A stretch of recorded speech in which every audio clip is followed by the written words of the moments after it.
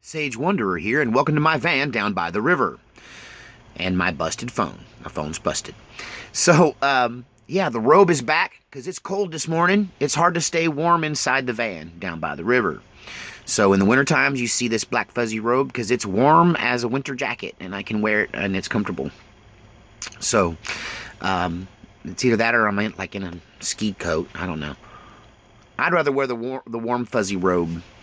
What am I talking about today? I'm talking about Kavanaugh, activist judges, and the Constitution.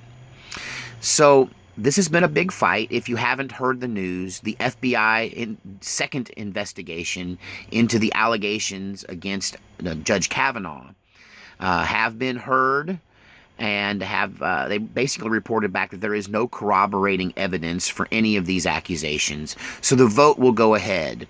I think Flake might have flaked on us, except he painted himself in the corner. He already said that he would support Kavanaugh if the FBI cleared him. So now that the FBI has cleared him, and if you think the FBI is on the side of Donald Trump, well, you haven't been paying attention. So, if there was anything there that they could stick him with, I think the feds would do it. So if they, haven't got anything on Kavanaugh, there isn't anything to be had on Kavanaugh. Furthermore, there's actual discussion that some of these accusers might face perjury charges, or they might face slander lawsuits, defamation of character, that kind of thing. A lot of that's been going around concerning this judge.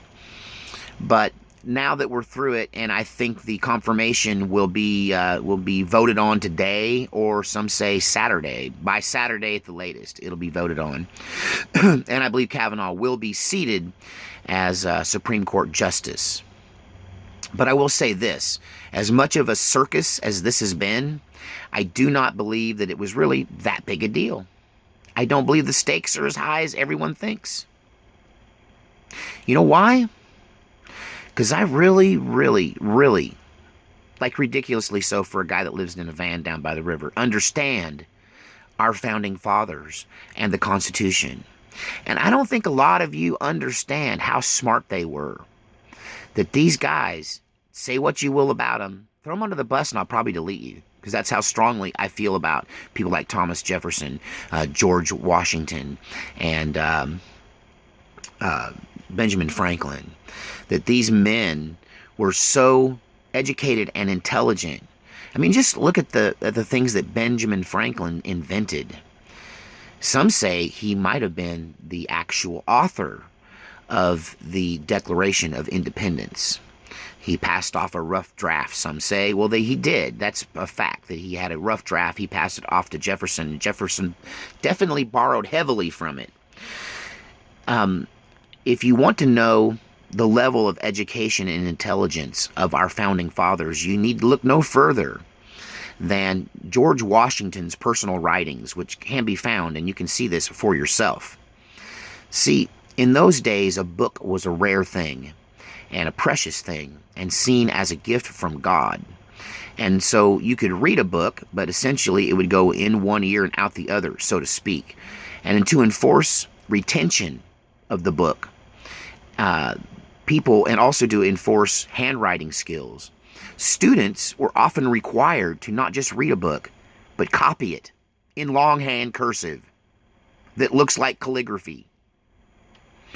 I don't think the dumbing down of society is fully understood by us, unless you've taken the time to deeply study people of antiquity and the past. It's easy, I've heard these young Antifa people yell, well, the founding fathers, they didn't even wash. They didn't even have showers. Clean doesn't equal smart. And you have running water because people from the past invented it, smart one. Just because you're clean and sparkly and smell like flowers doesn't mean you're highly intellectual. It doesn't mean you're better than them, not by a long shot. I urge you to go look at George Washington's handwriting, where he copies hundreds and hundreds of pages from ancient literature. in longhand cursive that looks like calligraphy. It's beautiful. His handwriting was beautiful. You see, we're dumbed down. We sit around all day with music pumping into our heads to occupy our creative part of our mind, our analytical part of our mind, our mathematical part of our mind is being bombarded by music constantly.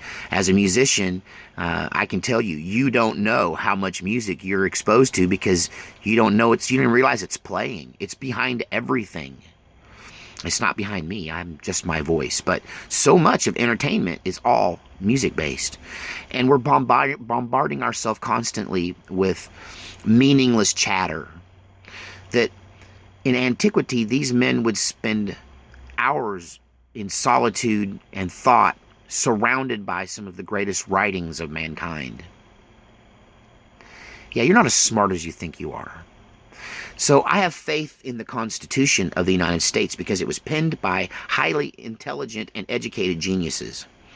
And everything was thought of. And if we stick to the Constitution, we don't have problems in this country. We have problems in this country when either people motivated by religious fervor or people motivated by emotional hysteria want to bend the Constitution because it's God's law says this, and the other side will say, well, human emotion says this. And, you know, for those of you who are bound by emotion, understand emotion is the enemy of reason. That if we went around doing things emotional, well, I'd probably be a mass murderer. If I'd be bashing everybody in the head with a shovel. It makes me mad, you know, that we have to overcome emotion in favor of reason, or we would live in a barbarous world. Seriously, you think emotion is only compassion, but emotion is also anger and wrath. So all of these emotions cloud judgment. This is common knowledge. Wake up to the party here if you don't know that. This is common knowledge that emotion is the opposite of rational thought. And likewise, religious fervor is single-minded. And for those of you that would love to see certain laws of God made the laws of the land, I would argue this one point. That's great as long as your religion is the one in charge. But what if you lose control of the culture and the Islamic religion rises? Now the freedoms that you afforded Christianity, the power to enforce God's law that you gave to yourselves through twisting of the Constitution and bending of the Constitution, that now Islam has that power and they're using it to oppress you.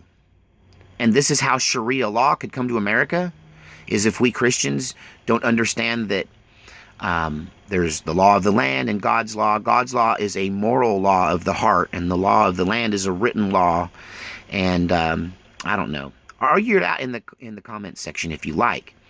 My point being is that when we stick to the Constitution, we're sticking to a plan that has worked, will work into the future, and will always work.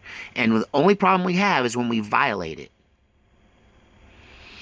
And so let's look at the Supreme Court, because of all the institutions in the United States, the Supreme Court is the one tasked with telling everyone else what the Constitution means. It's their only job. You know, they don't make laws at the Supreme Court. A lot of people think Roe versus Wade is a law. Well, no, it's not. It's a ruling that limits what laws can and cannot do. And so the same thing, you know, if you're a true judge and you're worthy of the Supreme Court, and I believe all of the judges that are sitting there are these kind of judges. This is why I don't see the big deal in Kavanaugh. I don't think it's going to change a whole lot, because I believe that we are following the Constitution currently in this country as best we can, and that you still are going to have opposing opinions. But for the most part, I don't believe that those that sit on the court are motivated by politics. I don't think they're motivated by religion. I don't think they're motivated by emotion.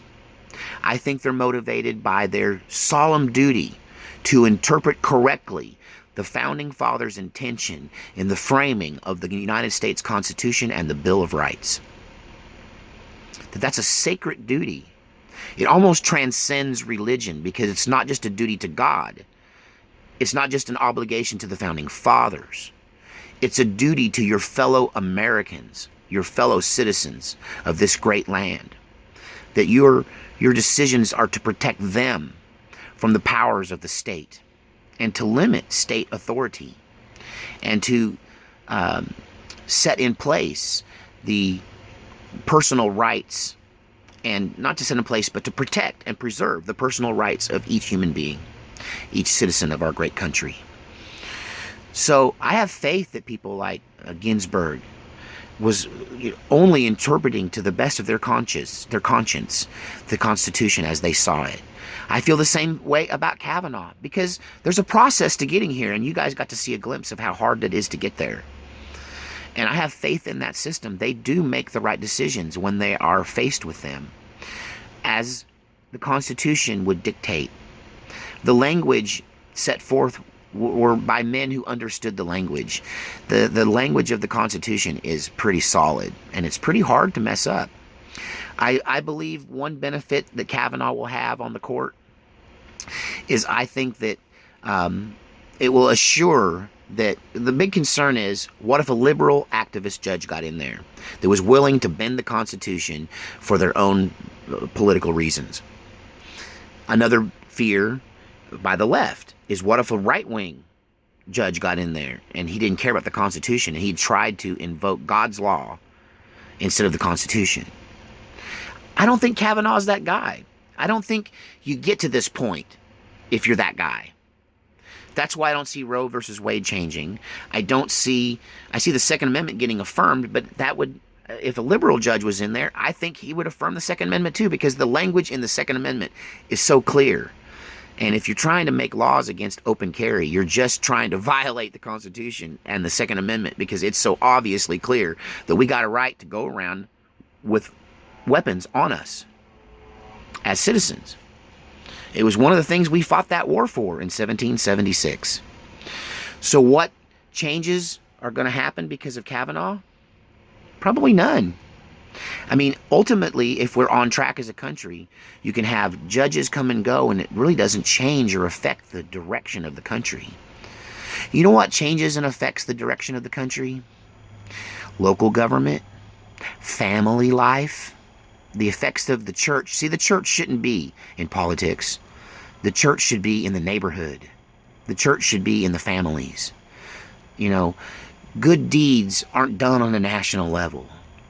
They're done on a local level. And honestly, if you want to change the world, quit worrying about who sits on the Supreme Court and start worrying about the world around you. When was the last time you volunteered? When was the last time you did something to make a real change? Not just complaining about the status quo. This Kavanaugh thing was a circus. I think it definitely showed the Democrats' dark side. It showed how low they're willing to go. I think they lost a lot of support. In the end, I think it was a win for Trump. But I don't think it'll affect much by way of laws, because I have faith in these people we choose, that they will do the right thing and uphold their oath to protect the Constitution and the Bill of Rights. God preserve this great nation.